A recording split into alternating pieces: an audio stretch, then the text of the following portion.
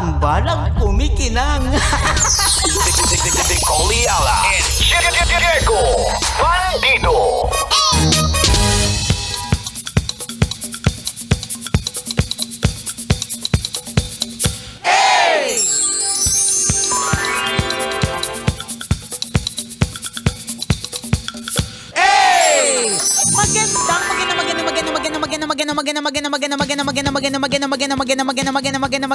Magandang tanghali. Kumikinang na ulo, Diego Bandido.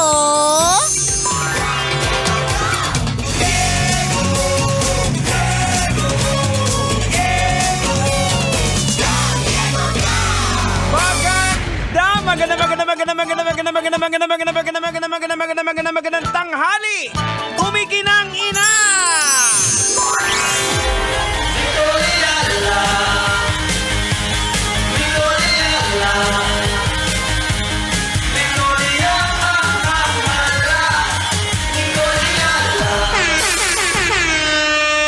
Dear Nicole Ayala and Diego Bandido.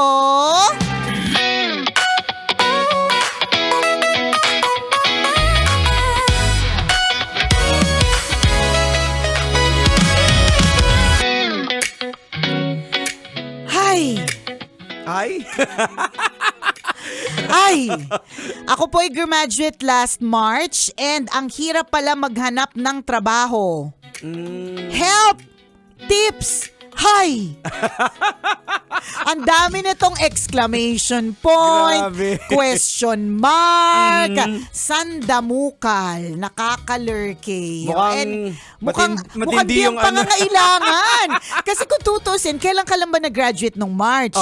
Let's say nag-graduate ka, I don't think it's the first week of March. Malamang yan sa regular school year, mga third week o bago, at least bago mag-Holy Week. Diba? So yung week before Holy Week. So kung tutusin, wala pang 15 araw. Ay, siguro baka binobomba na sa bahay. Grabe naman. Graduate ka na. Wala ka pa rin yung trabaho. Hindi ka pa naghahanap ng trabaho. May mga ganyan. Baka. Pero okay, so gusto nating sabihin, sige, dahil sinabi mo yan, Jegs, gusto muna natin bigyan ng message yung mga magulang. Yan, Okay, so nagigets natin na siguro po talagang nahirapan po talaga kayong pag-aralin yung mga anak ninyo. Kating-kati na po kayo na sana po sila ay magkaroon na ng trabaho ng mga tulong. Una sa lahat, hindi po nating investment ang mga anak natin. Tama. Ibig sabihin, hindi po required na yung mga anak po natin magbibigay po sa atin or ibabalik yung kabaitan natin or ibabalik yung pinang-tuition fee natin at pinaghirapan natin na maraming taon na pag-aralin sila. Yan, chick yan. Chick Diba? yan ng pink na bullpen. Correct. Isang malaking check ng pink na ballpen. Hindi po ito isang requirement. Ngayon, kung magbibigay po sila ng 35K a month, wow. Specific. Kung magbibigay po sila, whether it's 5K, 500, 5 pesos, 35K, or kung ano man, ito po ay pasasalamat. Tama. Diba? Pero hindi po sila required. Naiintindihan naman natin, Jegs. Gets natin. Kasi syempre, lalo na ngayon sa crisis. Crisis talaga. So maghahanap talaga ng extra sources of income. Pero wag po natin talagang isipin na kaya natin pinag-aaral yung mga anak natin para eventually sila po ay para sa kanila, hindi para sa atin. Para sa kanila. At kaya din naman po natin sila pinag-aaral. Kaya tayo hopefully nag-family planning. Yes. Kung ilang mga anak yan, 'di ba? With the hopes na because mahal natin sila, mabigyan sila ng maayos na future. Kasi ito po ay ang ating responsibility as parents. Yan. Binigyan po tayo ng responsibilidad to take care of a human being. Ngayon, ito naman po ay advice para dun sa lahat ng mga papunta sa mot-mot. Ayan. Tapos, hindi iniisip na pwede silang maging magulang sa mga pinagagawa nila. Ayan. Diba? Umayos kayo. Umayos po kayo. It is a responsibility. You are now in charge of a human being. Magagalit si Nicole Ayala pag sinabi mo, hindi po namin Ay, sinasadya. Ayan na yung pabo. Ito na naman po tayo sa hindi sinasadya. Nayaya mo talaga ako dyan sa hindi sinasadya. Yung kung saang motel kayo pupunta, hindi ba yun sinadya? Nung nagpara kayo or nung nag-book kayo. Diba? Noon kasi para-para eh. Oo. Diba? So from para to actually booking, diba? Meron ka ng choice dun eh. Alam niyo hindi kung mo pwedeng sabihin hindi namin sinasadya, hindi namin alam. pambihira. Alam niyo kung bakit ganito si Nicole? Kasi dati wala pang booking. Pag sumakay siya ng taxi, kilala siya ng taxi driver. Sa true. Nakakainis. Dati pa nga pumipili pa ako ng taxi nung araw. Nung dalaga pa ako nito. Pumipili ako ng taxi na walang Love Radio sticker.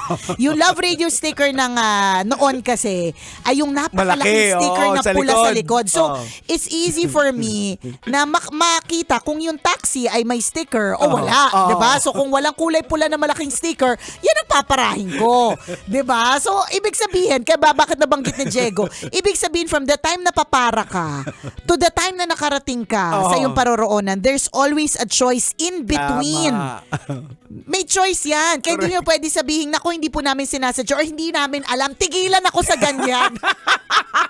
Tigilan talaga ako sa ganyan mga eksena. 'Di ba? So yun. There's always a choice. So it's a reminder para dun sa mga hindi pa handang maging magulang, mag-isip-isip po tayo sa ating mga actions. Kasi kapag bigla pong may nabuntis, may nabuong bata, 'di ba? Responsibilidad na po natin sila. Tayo na po ang tinalagang guardians dito sa lupa. 'Di ba? So, yun nga. Kaya tayo napunta diyan sa eksenang 'yan. It's a reminder for the parents na guardians tayo nitong mga batang to. Hindi po binigay ito sa atin para pagdating ng araw, ibabalik po nila lahat ng mga ginastos natin. Saka ibang klaseng species sila ngayon, ha? Ay, iba din. Kasi merong mga estudyante, ako naririnig ako na halimbawa, gusto niya pagka-graduate, gusto niya magpahinga. Kasi merong ganon. Parang napagod din siya sa pagiging estudyante. Correct, meron din may ganon. May mga next year na. May year mga off muna. Correct, leap year. Mas may years, may tawag sila dun dun sa time off nila eh. Meron namang klase ng estudyante na nakatulad parang, nito na nagmamadali. Or meron din mga estudyante na habang nag-aaral, dumidiskarte na kaya maganda yung transition. Pwede din. So, nasanay mga na. interns tayo dito, di ba? Correct, na nagsa-sideline na ng job. They had to work also alongside studying. Kaya hindi rin mahirap sa kanila. Correct. Hindi rin bago yung trabaho na. Alam mo siguro, bukod sa pagalitan natin yung mga magulang na ginagawang investment yung mga anak, no? Yung mga bata din na nakatutok ngayon, na relax lang din kayo. Correct. Yung mga bagong graduate. Alam nyo po nung araw, pasensya na po sa mga kwentuhang nung araw, pero ito talaga, just to let you know, ilan lang po ang jobs. It's either you're a doctor, an engineer, a teacher, police. or a police. Diba? Ganun lang yan. Dentista. Yan na yun. Diba ngayon, meron kang mga tinatawag na whatever, kinemalating programmer, channeling boom boom lay analyst. May mga analyst yan. Diba? May virtual mga, assistant. correct. May mga ganyan. So, hindi naman natin sinasabing magpakabatugan ka. But, give yourself time para medyo mag-breathe. Kasi ang nararamdaman ko sa'yo, kakagraduate mo lang ng March. Hopefully itong March yung sinasabi mo, ha? Baka naman March 1992, di ba? Baka kahit ako talaga matataranta. Pero kung hindi, relax ka lang, think of other options, ganyan. Siguro kasi kaya din matindi yung, kung iintindihan natin, Jegs, no, matindi yung pangangailangan nila. Kasi, mahal ang gasolina. Nakikita din siguro nila na nahihirapan yung kanilang mga magulang, 'di ba? While hindi requirement para sa mga anak na ibalik sa mga magulang, yung mga anak mismo kasi ang nakakita nung paghihirap ng magulang, kaya gustong ibalik, 'di ba? Nasa sa kanila na yun. Correct. Tsaka isa pa diyan sa nagbibigay ng stress sa mga kabataan. Halimbawa, kung anong kurso ko, dapat ito yung trabaho na mapasukan ko. Ako. Yung mga classmate ko, nakapasok na. Correct. Ano ako ngayon? Totoo. March pa ako nag-graduate. Ano na ako ngayon? April pa lang. Wala pang 15 nga ng April eh. April 14, ano ka ngayon? Ano ka lang? Relax. Relax ka na yan. Nakuha mo na ba yung mga credentials mo? Baka hindi mo pa nga nakuha eh. Kaya nga, totoo. Yung mga ibang mga parang after graduation, whatever, kinemalatik, na-print na ba yung graduation photo? Hindi ka pa nga ata nakapaggawa ng graduation album sa Facebook sa sobrang, very, very, it was sobrang early on na nakagraduate ka. Kakagraduate mo lang. Pero, in a way, we're happy. Kung ako magulang mo, mahahappy din ako na ganyan ang attitude mo. Kasi, una, mukha kang pera. Very good yan.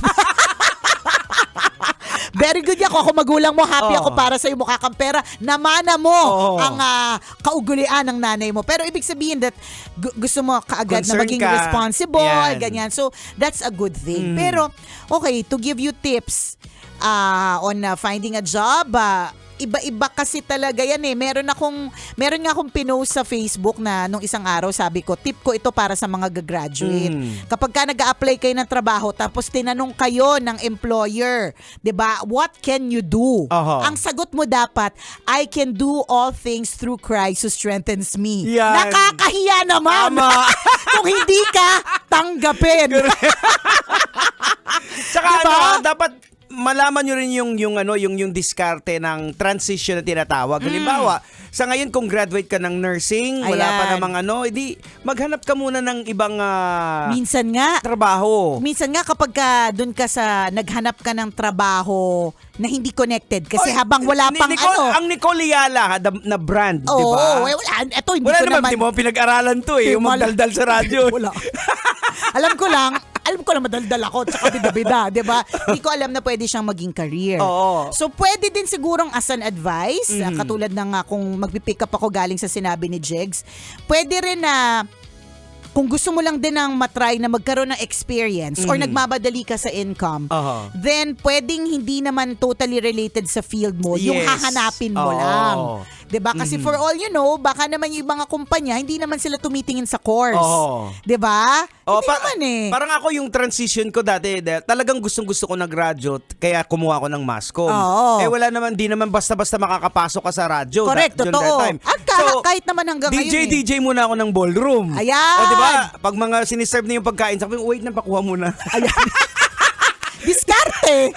Tawag dyan, diskarte. Di ba? Hanggang sa unti-unti, pag may opening, din, saka ka kung doon ka talaga dadalhin, Totoo. wala kang magagawa. So siguro, ang pwede namin, ang isa sa mga masasabi Maging namin, practical maging siguro. practical, wag munang choosy. Especially since you are still gaining experience. Yun din naman talaga yung mahalaga, di ba? Na medyo mahasa ka na sa pagdating sa being a responsible employee. Yes. So ganun. So kung nagmamadali ka, then choose what's available for you na okay naman yung sahod na ganyan, 'di ba? Tama. Ngayon kung nakita mo within a year na hindi ito para sa iyo, then pwede ka mag-rethink. Kasi Correct. mukhang kaya namin 'to sinasabi kasi based ito sa sinabi mo na parang madaling-madali ka na. O edi kung madaling-madali ka na, kung ano yung nakahain sa'yo, edi yun natukain mo. Well, kung titingnan mo siguro lahat ng mga DJ dito sa Love Radio, Hindi ko sure kung Hindi naman ilan lang po yung may mascom. hindi talaga ito yung kurso, kumbaga, hindi ito yung first job. or first choice. Oo. Diba? So, you'll never really know. Just, I guess, try it. Tama. Kasama pa rin po ang kumikinang na ulo. Ako po si Diego Bandido. At ako po si Nicole Yala. Kailangan pa bang i-memorize yan? Basic!